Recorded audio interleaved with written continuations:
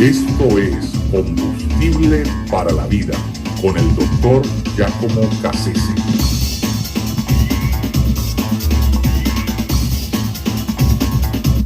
El Terrible. Con el nombre de Iván el Terrible se le conoce al primer zar de Rusia.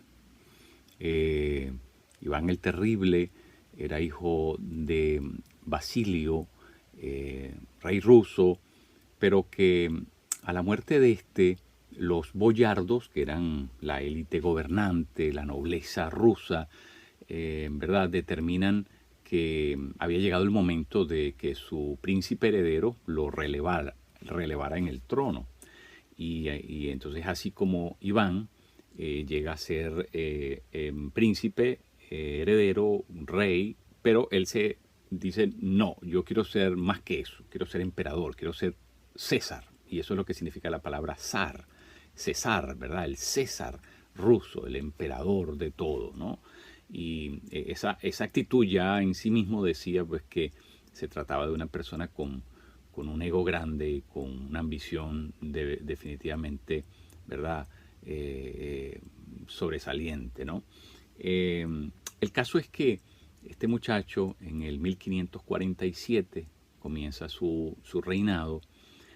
Poco tiempo después la ciudad de Moscú se quema parcialmente, incluso parte de lo que es el Kremlin se quema, y una turba aprende a uno de los miembros de la nobleza, lo acusa de ser la persona que produjo el fuego y lo linchan.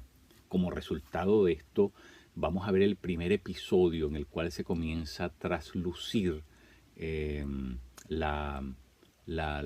carácter perturbado de este hombre, ¿no? Porque va a comenzar a pasar factura, a cobrar con vida, con sangre, de manera impúdica, despiadada, realmente agresiva.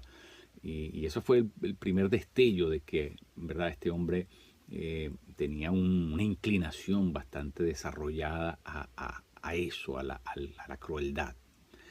Se casa con una joven llamada Anastasia, de quien va a tener dos hijos, varios, pero esta mujer muere.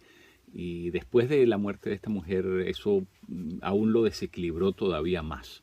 Y se va a casar 6 veces después de la pérdida de esa su primera esposa.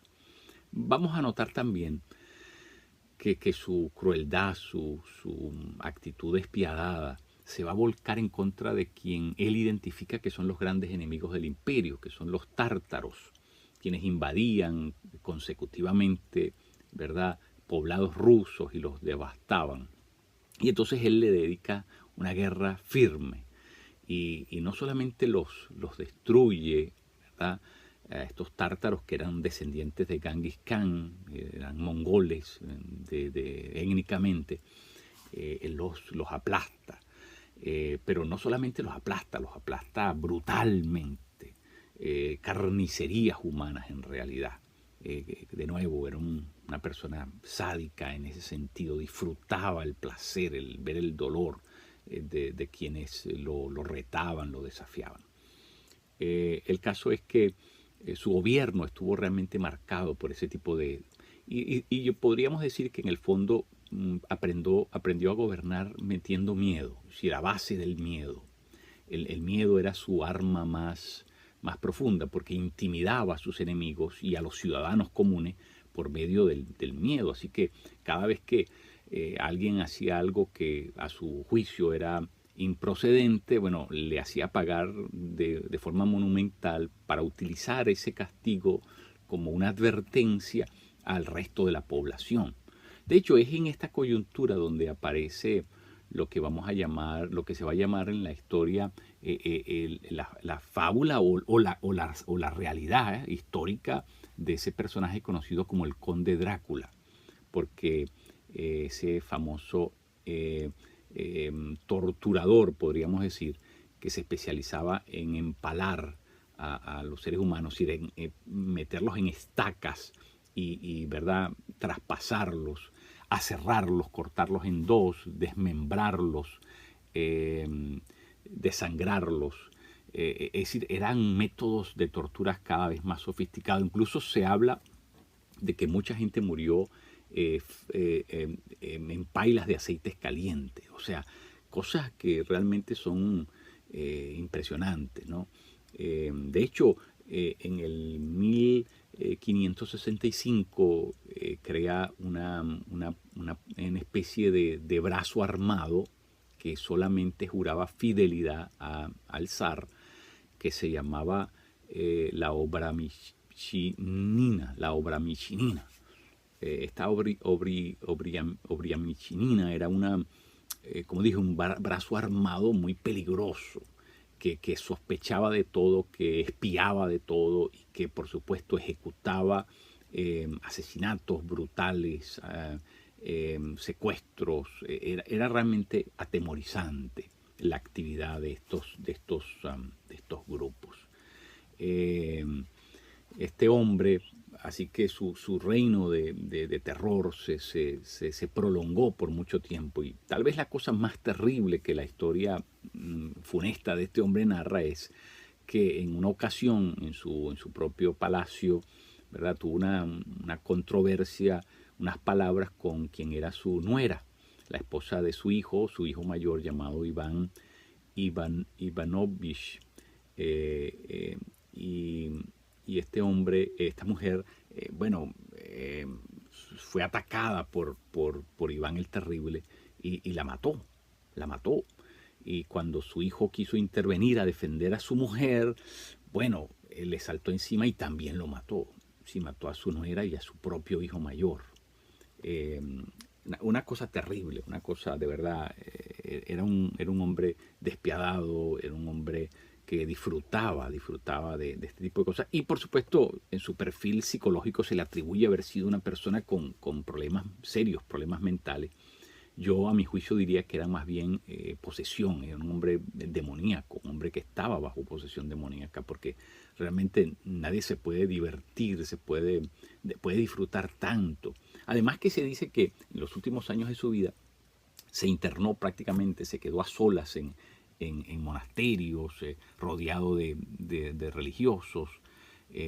Así que yo creo que había en este hombre una gran perturbación que trataba de ocultar, ¿verdad? Pero era una combinación de problemas mentales con este tipo de perturbaciones demoníacas, ¿no? Ahora,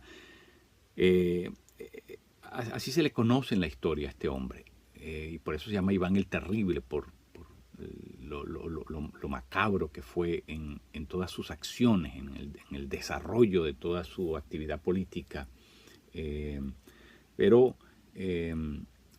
hay algo interesante que hay que destacar, y es que al padre de este hombre se le dio una profecía, y la persona que le dio la profecía le dijo que uno de su descendencia iba a traer un reino de muerte, de tragedia, que su futuro estaba marcado por una tragedia que iba a ser de proporciones mayúsculas, y que por supuesto eso iba a dejar una estela, un mal sabor, de alguna manera una marca distintiva, negativa para el resto de su descendencia, ¿no? Es muy interesante porque este hombre, que el padre de Iván, después de tratar de tener herederos por muchos años, se separa de su esposa, Salomona, la refunde en un monasterio donde realmente la entierran en vida porque nunca más se sabe de ella.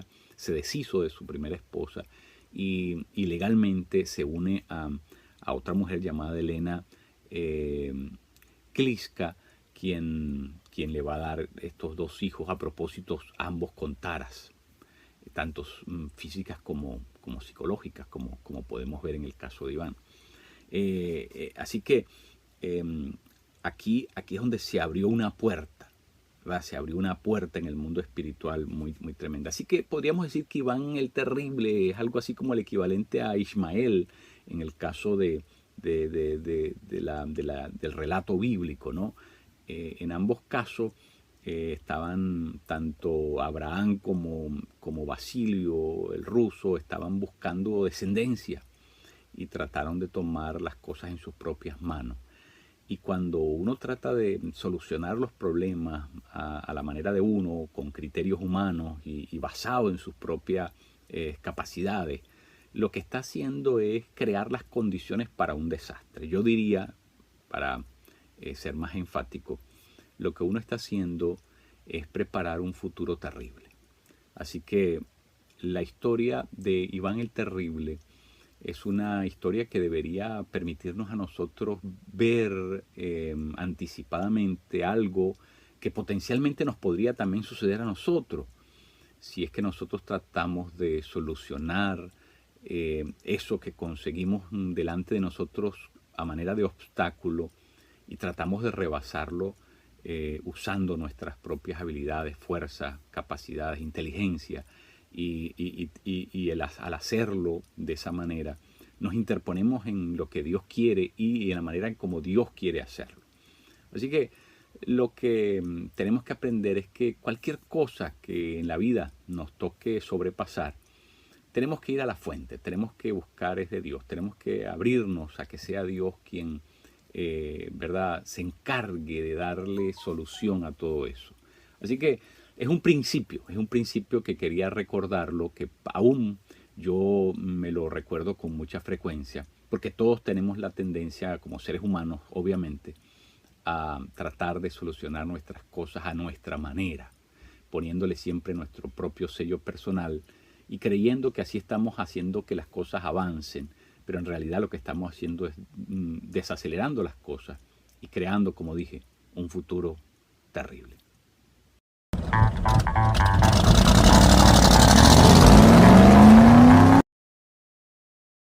Únete a nuestra comunidad.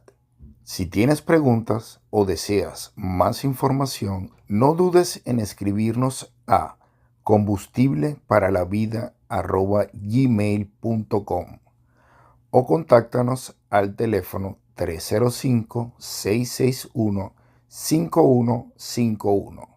Gracias por escucharnos y ser parte de nuestra comunidad.